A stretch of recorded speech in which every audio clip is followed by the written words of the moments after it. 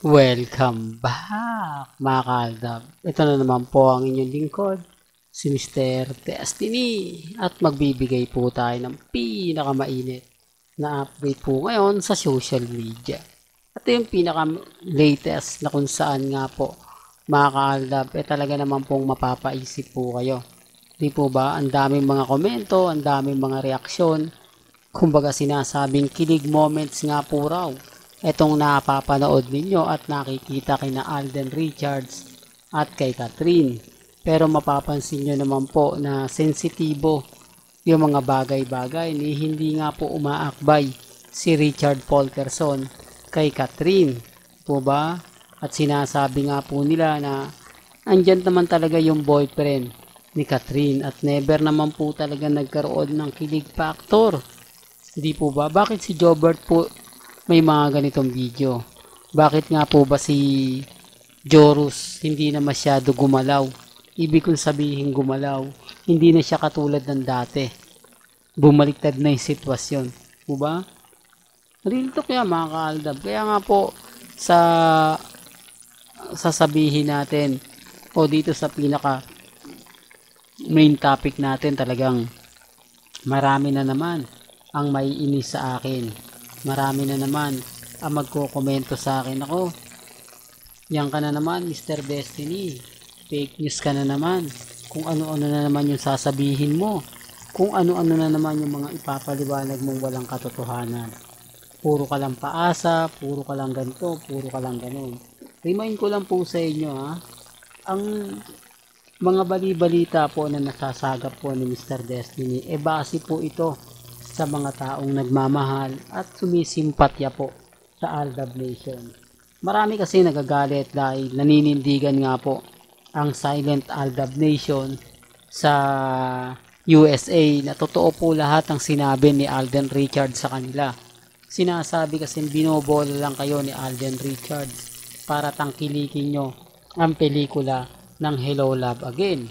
Siyempre para makakuha ka ng simpatya, lahat ng itatanong nila sasagutin nga daw po talaga ni Alden Richards kahit labag sa kalooban niya. Ito yung matatawa po kayo, no? Sa tingin nyo, magsisinungaling pa po si Alden Richards para lang po makabenta ng ticket? Para lang po bumili ng ticket, gagawin niyang magsinungaling sa mga mamis, sa mga titas at sa mga senior? Hindi, remind ko lang po, hindi gagawin ni Richard Polkerson yon at never niya po yung gagawin.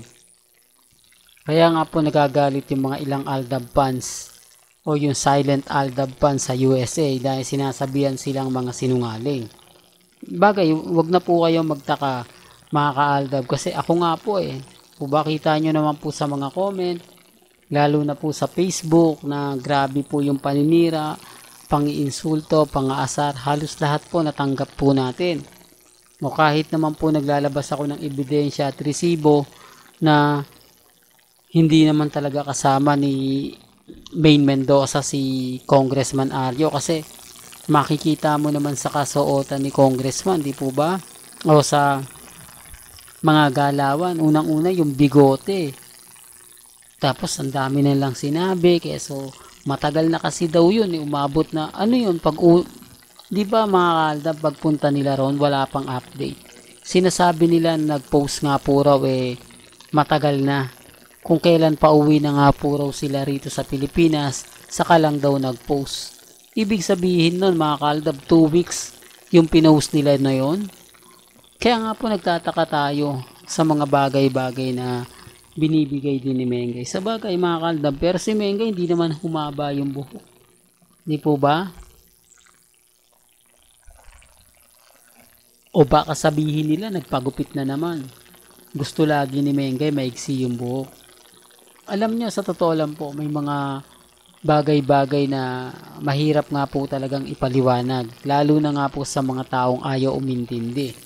Sa mga taong nagagalit po sa mga pinapakita ni Mr. Destiny, naiinis po sa mga sinasabi ko. Normal lang naman po yung magalit sila kasi hindi po nila tanggap na yung galing ibang bansa po nagsasabi na kumbaga totoo ang Aldab Nation. Totoo naman po, hindi naman po kasi sasabihin ni Alden Richards sa kanila na naandito si Mengay. Siyempre, ang sasabihin po sa kanila, nasa Pilipinas si Maine. Doon pa lang may mali na si Richard Polkerson eh. Doon pa lang, kumbaga, hindi niya nasabi na sa ibang bansa, sa Greece, naandun si Mengay. O, kung doon sinabi niya, talagang medyo tumutugma. Pero hindi eh. Sinabi niya nasa Manila. Doon pa lang may mali na, di po ba? Kaya ang sabi ko sa inyo mga kaaldab, may mga bagay-bagay po na personal na lang yung mga tanong at personal na lang yung mga sagot ni Alden Richards. Di po ba? Pero pag sinabi sa kanila, ipopost lang nila.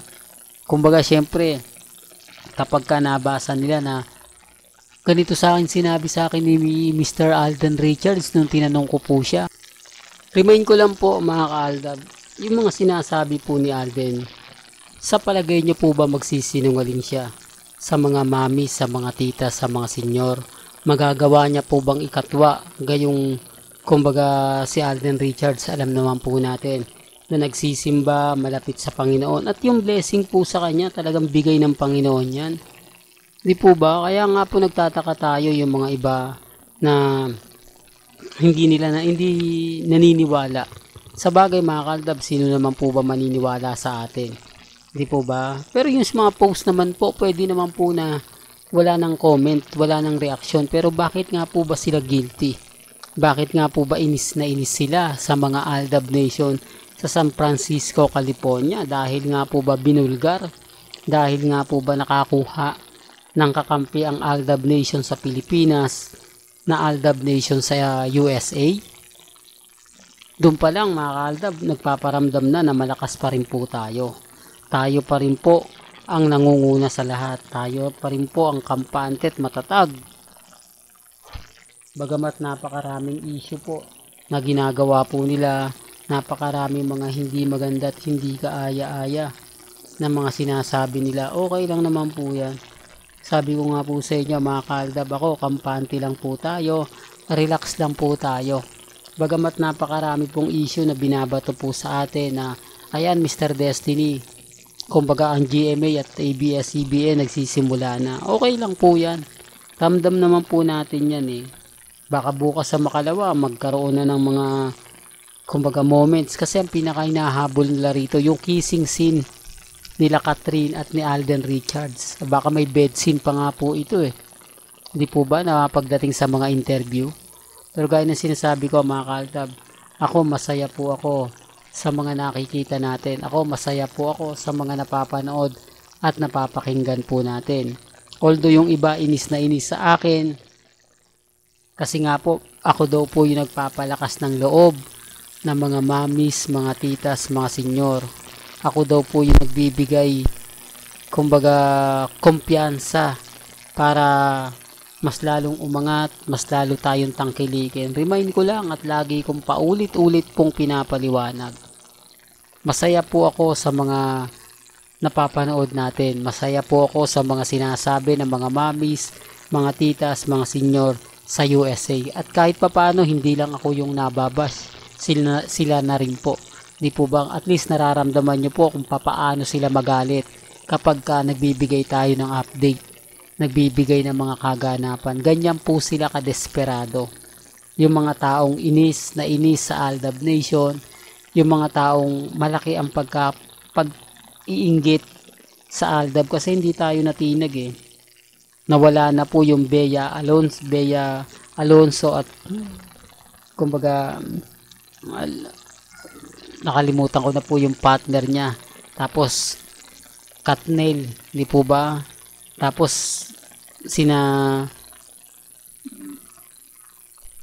ano ba yan? Mr. Destiny? Hindi, basta yung mga love team po. Di po ba? Nawala na. Pero ang Aldab Nation na andyan pa rin. Well, hanggang dito na lang po ang ating latest updates. Kaya kung gusto nyo pa po ng pinaka-latest at mga sariwang update, abay tumutok lang po kayo dito po sa channel ni Mr. Destiny para updated po kayo sa mga latest at sa mga bagong video po na ilalabas po natin maya-maya lang. Kaya kung bago ka lang sa channel na to at isa kang true-blooded Aldab Nation, na nagmamahal kina Mengay at Isoy, tama po ang channel na pinuntahan mo, kaya consider na po kitang bagong subscriber. At huwag mo kalimutang i-share ang mga video po natin sa mga mami, sa mga titas, at sa mga senyor. Hanggang sa muli, salamat po sa panonood at pakikinig.